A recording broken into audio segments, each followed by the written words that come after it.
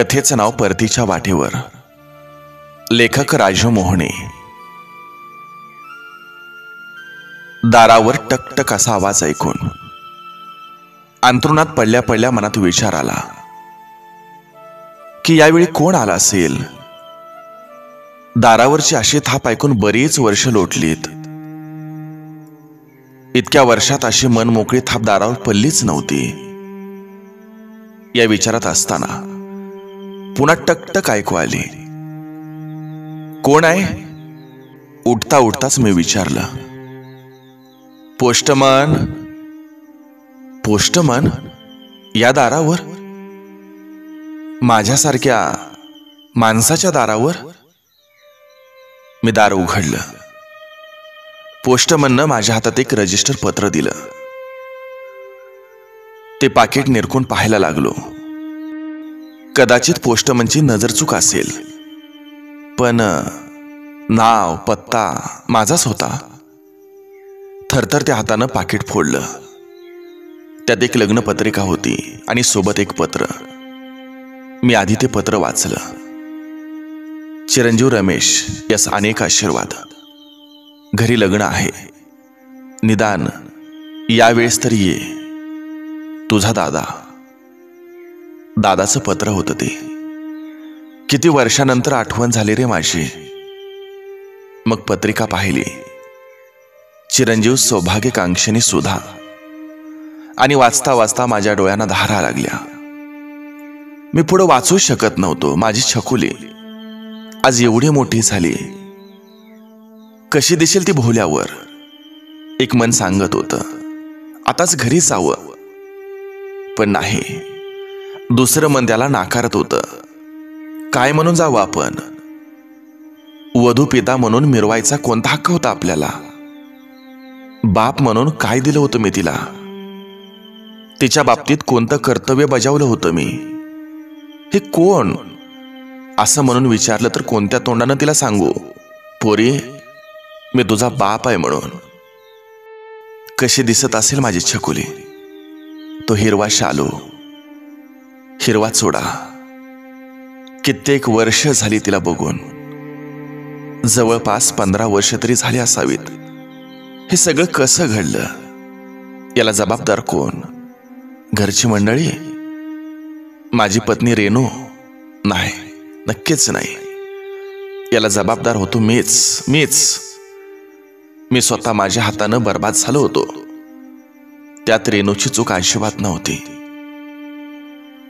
रेणू माझी पत्नी, रेणुका अगदी साधी भोळी. पतिधर्म हा स्वधर्म मानणारी, पती सुखातच आपलं सुख शोधणारी अशी होती ती. आमचं कुटुंब एक संपन्न कुटुंब होतं. मी घरात सगळ्यात लहान, त्यामुळे लाडाकुडात वाढलेला. इतर भावंडांपेक्षा जास्त शिकलेला. तसा अभ्यासातही हुशार. गावाकडील शाळा संपली आणि शहरात कॉलेजमध्ये नाव घातलं.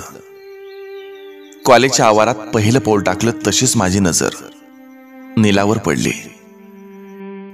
निळ्या डोळ्यांची, सोनेरी केसांची निलिमा. मी तिला पाहता क्षणीच गारज झालो. सुरुवातीला कॉलेजच्या वातावरणात भांबावलेली नीला माझ्याच वर्गात होती. ती सुद्धा माझ्याकडे आकर्षली गेली. कधी अभ्यासाच्या निमित्तानं तर कधी नोटच्या निमित्तानं आमच्या भेटी होत होत्या. आमची जवळीक वाढत होती. आमची प्रकरणं कॉलेजच्या आवारात भिंतीवर उमटायला लागली. त्याची चर्चा कॉलेजभर पसरली. पण नीलाच्या आणि माझ्या वागण्यात अजिबात फरक पडला नाही. आम्ही आमच्या निर्णयावर ठाम होतो. आमचं प्रेम प्रकरण नीलाच्या घरी माहीत झालं. तिला यापासून परावृत्त करण्याचा प्रयत्न सुरू होता. यात साम, दंड, भेद या साऱ्यांचा वापर झाला. नीलाचा प्रतिकार थिटा पडला. आयुष्यभर साथ देण्याच्या शपथा तिनं मोडल्या. लवकरच तिच्या वडिलांनी आपली स्वतःची बदली करून घेतली आणि त्यानंतर मी कॉलेजमध्ये पाऊल टाकलंच नाही. मला नीलाची अतिशय चीड आली होती. ज्या निळ्या डोळ्यावर माझं सर्वस्व लुटायला निघालो होतो त्या डोळ्यांची आता चिड यायला लागली होती. नीलानं मला विश्वासात घेऊन सगळं सांगितलं असतं तर मला कदाचित इतका संताप आला नसता. मी कॉलेज सोडलं. त्या दिवसापासून कॉलेजमध्ये गेलोच नाही. घरच्यांनी बराच समजावण्याचा प्रयत्न केला पण उपयोग झाला नाही. गावात राहून शेतीकडे लक्ष लागत नव्हतं म्हणून शहरात नवीन व्यवसाय सुरू केला. व्यवसायात बऱ्यापैकी जम बसला तरीही मन अजूनही अस्वस्थच होतं. मनाची जखम भरून निघत नव्हती. अशातच घरात माझ्या लग्नाच्या गोष्टी सुरू झाल्या. बळजबरीनं घरातल्या मंडळीबरोबर एक मुलगी बघायला गेलो. चहा पोहे आटोपले तेवढ्यात एक नाजूक गौरवर्णाची किरकोळ बांधा असलेली मुलगी आमच्या समोर आली. काहीशा नाराजीनं मोठ्यांचा मान म्हणून एक नजर मुलीवर टाकली. खाली मान घालून अगदी गाठोड होऊन बसली होती ती. सगळ्यांना पसंत पडली होती. मी पण द्यायचा म्हणून होकार दिला. काही दिवसांनी आपलं लग्न होणार आणि विश्वासघातकी नीलाला विसरून आपल्याला सुखी संसारात राहून झालं गेलं विसरून जावं लागेल असं मनात वाटत होतं. म्हणून नव्या उभारीस लागलो. तो दिवस आला.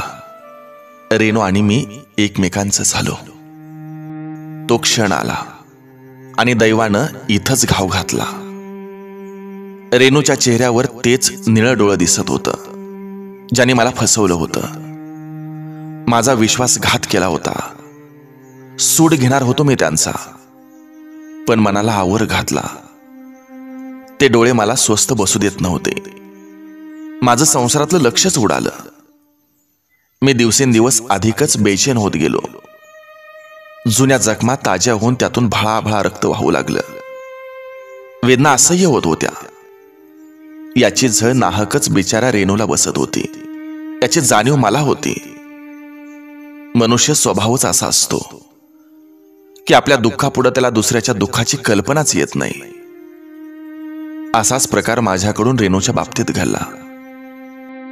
ती मला सर्व प्रकारे सुखी करण्याचा प्रयत्न करत होती पण मी मख्ख होतो. आयुष्य अगदी निरागस झाल्यासारखं वाटत होतं. शेवटी आपल्या नावाची शेती रेणूच्या नावावर करून मी तिच्यापासून वेगळा झालो. आज ना उद्या आपल्या मुलीकडे पाहून मी परत येईल ही तिची आशाही फोल ठरली. त्यानंतर मी रेणूकडे गेलोच नाही. आम्ही दोघंही विभक्त झालो. तरीही रेणू किंवा छकुली माझ्या घरापासून विभक्त नव्हते. आजही मला वाटतं की केवळ आपल्या अट्ठासापायीच रेणूचा विनाकारण बळी गेला. रेणूविषयी कोणताही किंतु माझ्या मनात नाही. फक्त मला एवढंच वाटत होतं की आपण हिला सुखी करू शकणार नाही. तेवढ्या करता तिच्याशी घटस्फोट घेतला की जेणेकरून रेणू आपला संसार पुन्हा सावरू शकेल. पण तिनं मात्र तसं केलंच नाही. त्या घटनेनंतर मी गावात फार कमी जात होतो. आपल्या व्यवसायात कमावलेला पैसा खर्च करणं आणि राहणं. काही दिवस मनाला बरं वाटलं पण मनुष्याला आयुष्यात एका जोडीदाराची आवश्यकता असतेच याची जाणीव मला प्रखरतेनं व्हायला लागली. गावाकडे गेलो की दादा वहिनी माझ्याकडे पाहून अजूनच दुःखी व्हायचे. ते सतत माझ्या काळजीत असत. आपण कोणाला सुख देऊ शकत नाही तर दुःख देण्याचा आपल्याला कोणताच अधिकार नाही. म्हणून मी त्यांना आपल्यापासून तोडण्याचा प्रयत्न करायला लागलो. मोठ्या भावासमोर ब्रश सुद्धा न उच्चारणारा त्यांच्यासमोर बसून मी दारू प्यायला लागलो. सिगारेट ओढायला लागलो जेणेकरून त्यांनी मला जसा आहे तसा राहू द्यावं. माझा विचार करू नये आणि इथंच मी चुकलो. मला दारू, सिगारेट आणि त्याचबरोबर शारीरिक सुखाची चटक लागली. बाजारात मी घरचं सुख शोधायला लागलो.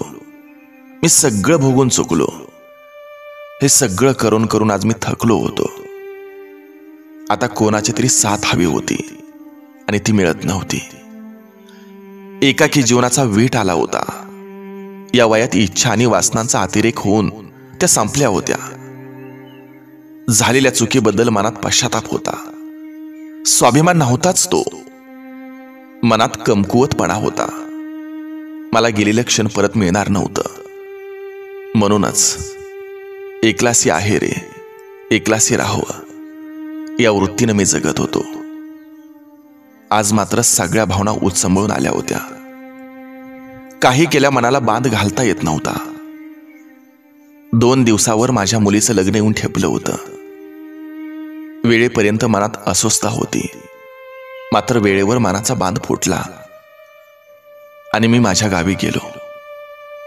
घरात पाय ठेवताच अनेकांना आश्चर्य वाटलं. दादांच्या डोळ्यांना अश्रुधारा लागल्या. माझं मनही गहेवरून आलं. माझी छकुली, मी आल्याचं तिला कळालं आणि ती बाबा म्हणून माझ्याकडे धावली. दादानी कसल्याच प्रकारचा किंतु तिच्या लग्नात ठेवला नव्हता. या माझ्या प्रेमळ माणसांना मी पारखा झालो होतो.